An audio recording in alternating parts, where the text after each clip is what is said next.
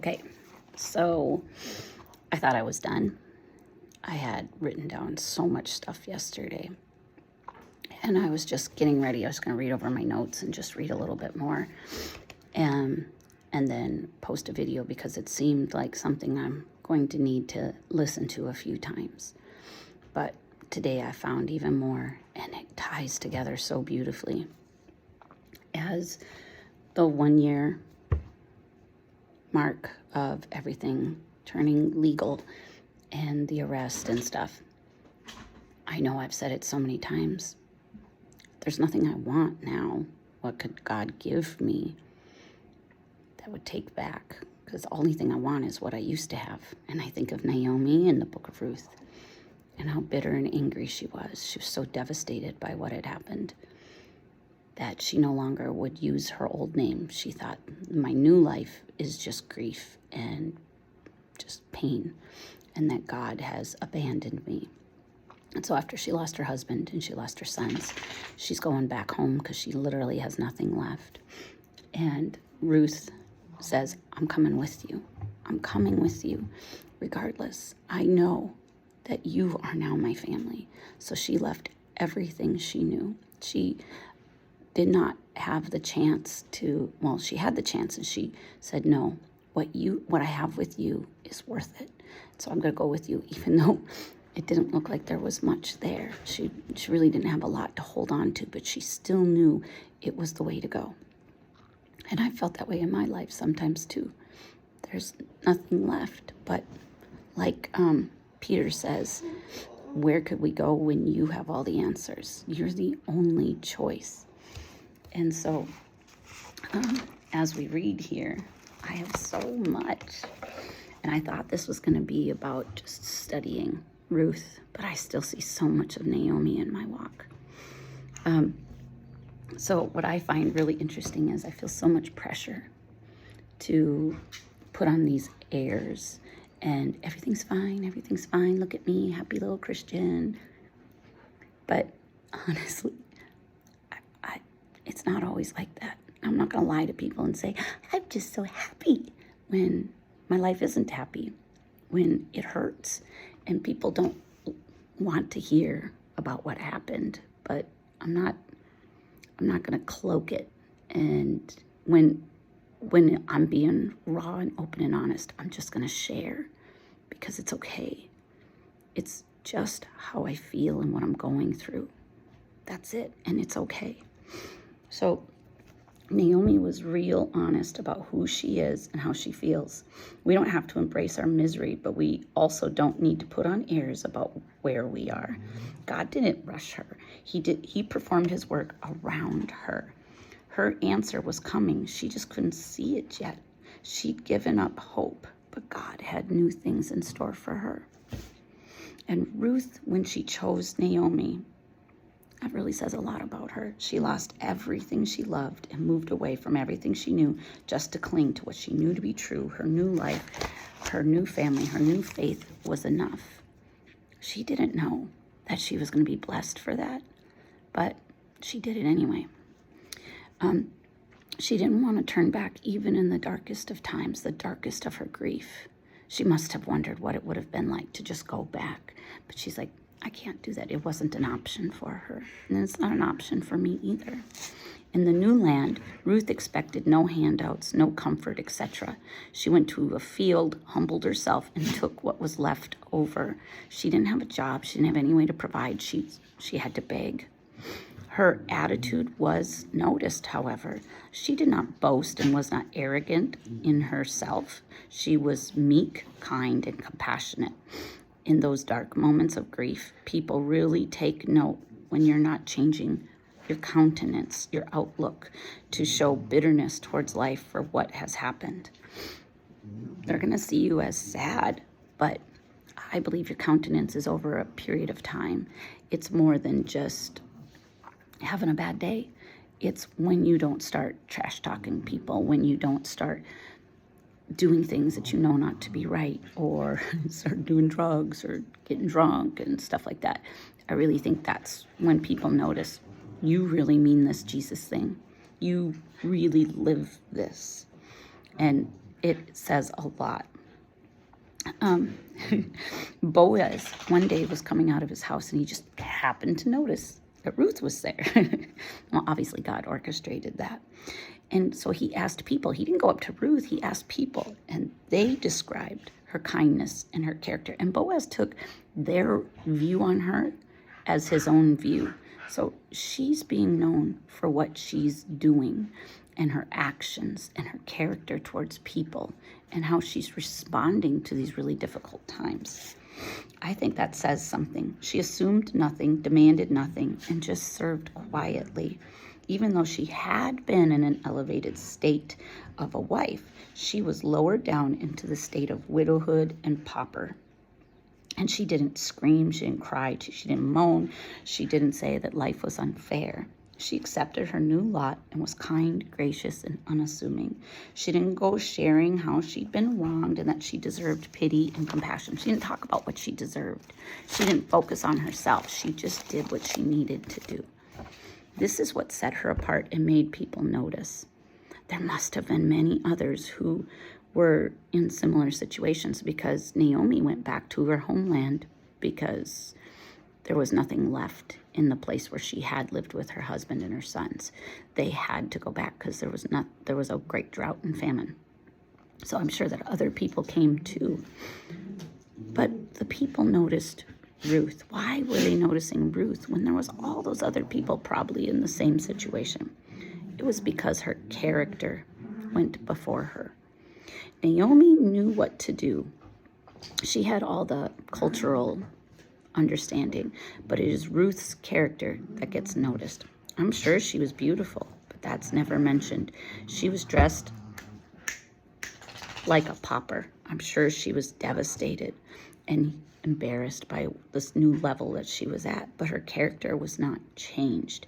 She did not allow her circumstances to be changed, to change who she was as a person. So then when it becomes apparent that Boaz could actually be interested in her, she doesn't do what we would do nowadays. She follows the customs where a woman is greatly humbled and very, very vulnerable. So she lays herself completely vulnerable when she lays at his feet, uncovers his feet, and waits for him to make the next move. Can you imagine? She laid down at his feet. His feet is where he's walking, where it's dirty, where it's nasty, where it's messy. Think about it. They wore sandals and there were animal dung and dirt, and that's where she laid herself. So what does that say about her? I'm here. So imagine what it was like for her that night. What, as a woman, you're so vulnerable and you're in a spot where anything could happen. And so she really had to lay it all down. And so as she did, and she just laid there, I'm sure she didn't sleep. She's probably like, what happens when he wakes up? What is he going to do? What kind of guy is he when no one else is around? This is really going to show a lot about who she is. But she did it. Could she trust that she would be safe and protected? As a woman, you're hoping that you'll be safe. But in this situation, she's extremely vulnerable. Ruth had to lay down at his feet and wait to see what would happen in her life. We are supposed to lay down at Jesus' feet, and I see a lot of similarities here. I like to try to control my future, especially when I'm scared. If it were me in that situation, I'd be like, there's too many chances, too many risks. Do you know what could happen? Obviously you do. Why would I do that? But she takes the chance. She risks it. I definitely don't like to wait, having others decide what would happen. That would kill me. What if they don't choose what I want? What if it doesn't go the right way? People are going to talk about her character, and then decide her future. She has no say, and yet she willingly does this. Ruth and Boaz knew they must appear careful with how they appear. They held responsibility in what happened next by staying above reproach. So they didn't take it as an excuse or an opportunity to just believe me. No, they respected what it would look like to the outside. So even though they hadn't done anything wrong, they still made sure that they stayed where no one would worry about what was going on. Can you imagine Ruth not just asking the questions to Boaz, hey, yo, you want to hook up?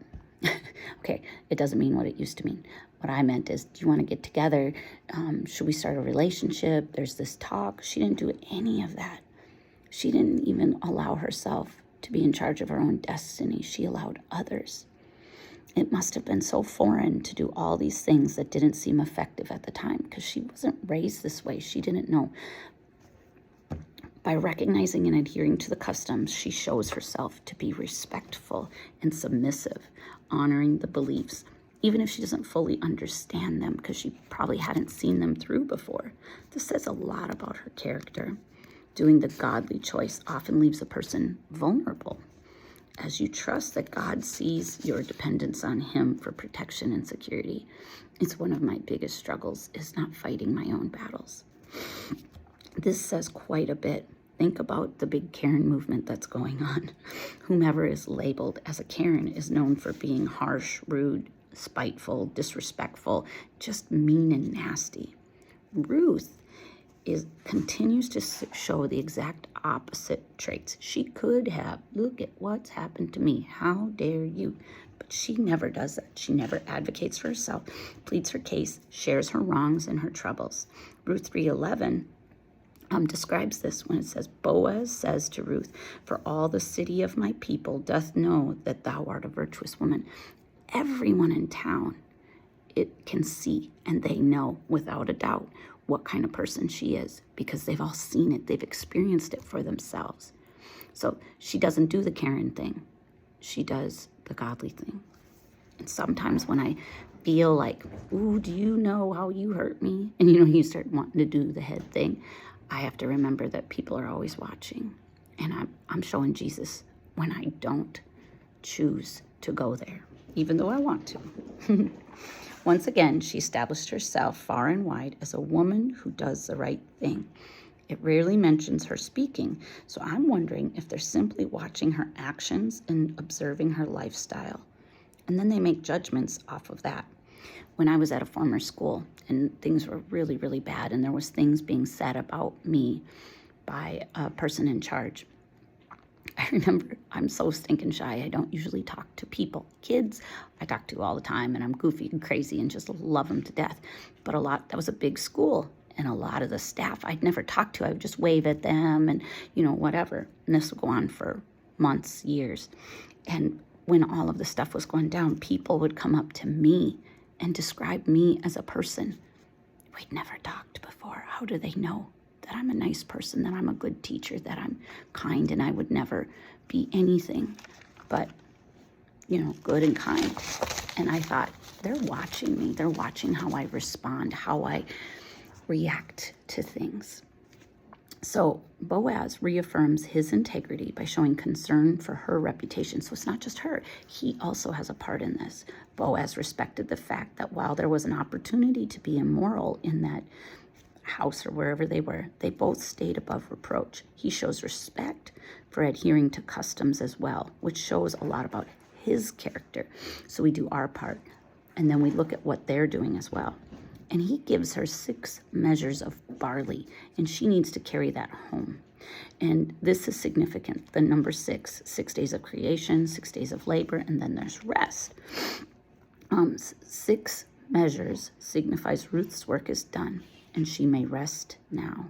The toil, the trouble, the grief, all of that hard work, they're going to end. The barley is also significant because it's a picture of the resurrection of Christ.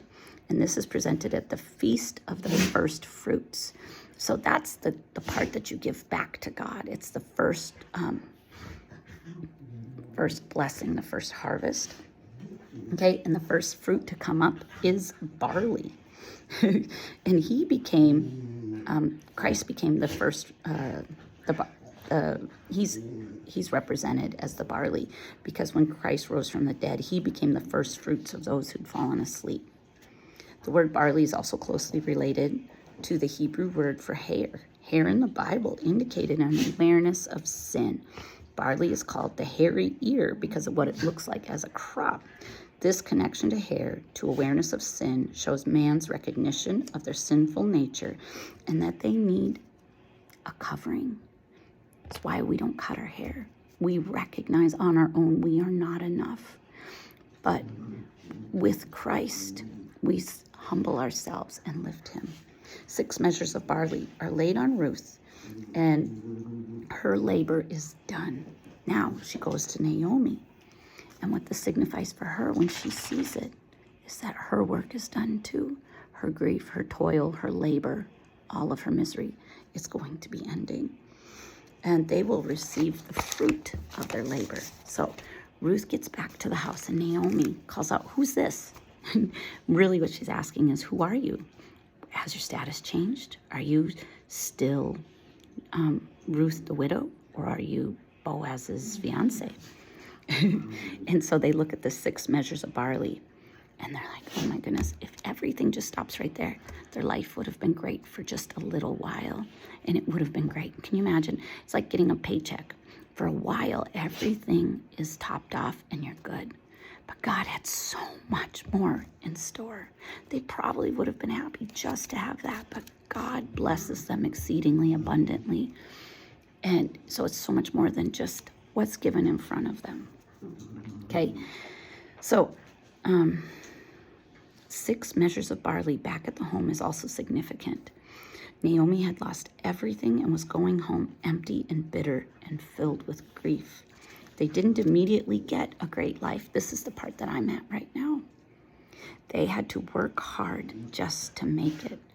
After everything, they struggled. Like, I'm following your will, God. What's your problem? Why am I going through this? Well, that's also part of the process. Why doesn't anybody ever talk about that after you experience a great loss? It sucks. It sucks so bad, and it's hard. And you'd think that you're just going to get this overpouring and this blessing. But no, it's hard, and it continues to be hard. But really, that's when a lot of the character grows. They could have just said, that's enough, God, okay, whatever. But there was bigger things in store. But they had something really important to do. They needed to wait. This is my worst part. I hate waiting. But man, is it powerful. Okay, so now she needs to wait and see what will happen next. She's done everything she needed to do. She has to simply wait. When my hands are not kept busy, I go crazy. When I can do stuff, okay, God, look at all that I can do. Look what I can do. And then when he says, your work is done, now it's time for me to take over, I go crazy because I no longer have the power and the say. I never had the power, but I like to feel like I do. You have time to ponder all the possibilities for the future. However, she had to wait. Doing more would have influenced and changed the outcome. So right now we're in a season of waiting. And I want so desperately to do something, but it really would impact it in a negative way. And it would say something about my character when I need to let God just take care of it all. It's important to recognize when you should wait and let all the things work out. She must have wondered what would happen. And what would happen when Boaz asks the community if it's okay for her to marry him and all of those things. So she must have wondered, what if Boaz cannot marry Ruth? What if something happens and all that she's done is for nothing? She is vulnerable, and that is tough. You need to allow God to work on your behalf when you're done with your part. That's when trust comes in. In God's infinite timing, everything works out perfectly. We become discouraged and angry because it's not on our timetable. However, we must remember that all things work out together for good for those who love God, who are called according to his purpose, like it says in Romans 8:28. But do you really believe that, Maggie? That's what you're banking on when you've been asked to wait. God is asked to move on your behalf, and you have to allow him to do so. You're practicing the statement, but it's hard. Yeah, but you're still doing it. You're showing your trust in the promises by not taking it over again, by not trying to control it again. That's showing your obedience to him, even though it doesn't make sense. It doesn't look right, but you're showing respect for the process, for the person, the ultimate God who's in charge. Just like Ruth and Boaz did. Look at what they were used for when they submitted their ultimate fate into God's hands. They became descendants of Jesus. Can you imagine? I bet they had no idea how far and how wide just their acts of obedience would get them. Now, I want you to think about it. After Boaz and Ruth get married, Naomi must have thought that was pretty bittersweet, because she had been to the marriages of her sons, and then she'd watched them die, and she'd watched all her dreams and her future die. That's when she got bitter. What must Naomi have thought when Ruth and Boaz had a child together and they named it Obed? People say, "Blessed be the Lord, which hath not left thee this day without a kinsman." Everybody can see that now she has a blessing that she never thought possible. She would have never even imagined that that could have happened to her. And they're also saying, God didn't leave you without a redeemer. But sometimes when we're in the deepest of dark grief times, it feels like we're abandoned. It feels like we're left alone. But hold on, your redemption draweth nigh. How long Naomi had truly believed and felt that God had abandoned her and left her with no hope. How long was there no evidence that things was going to get any better? How long did she have, people might have said, oh, God's got a plan for this, God's going to work it out. And you're like, yeah, okay, whatever, I don't see it. But she just had to hold on. Even people that wouldn't try to encourage her, she knew what she saw in front of her. No matter what happened, she'd never get back what she lost. Her husband, her kids, her life. What could possibly bless her? What could get her to hope again when she lost everything? She had no idea how great and bountiful her life would be. She needed to just do what she knew to do, even though she was so mad, so angry. She just obeyed, and that shows a lot. When all we do is dwell on what we've lost, and we just want to go back, we're not really allowing something better to come, because we just can't imagine exceedingly, abundantly, more than we could ever ask or think. As I go through this journey, and I'm in a season of waiting, I hate those words, because it's a season where I'm vulnerable. I've done everything I can, and now what I'm being asked to do is way harder. I'm not moving to a new state. I'm not selling all my belongings. I'm not going to a new school and making new friends. I'm waiting for God to take care of me, God to right the wrongs, God to take and move things together. It's so much harder for me. But, you know, in the end, I really don't know what's best, and He does. And He knows how everything will work out together for good, because He can see things that I cannot. His view is so much bigger than mine. My view is on my hurt, my pain, and my little tiny world. He can do great things when we simply step back and allow Him to do so. Isn't that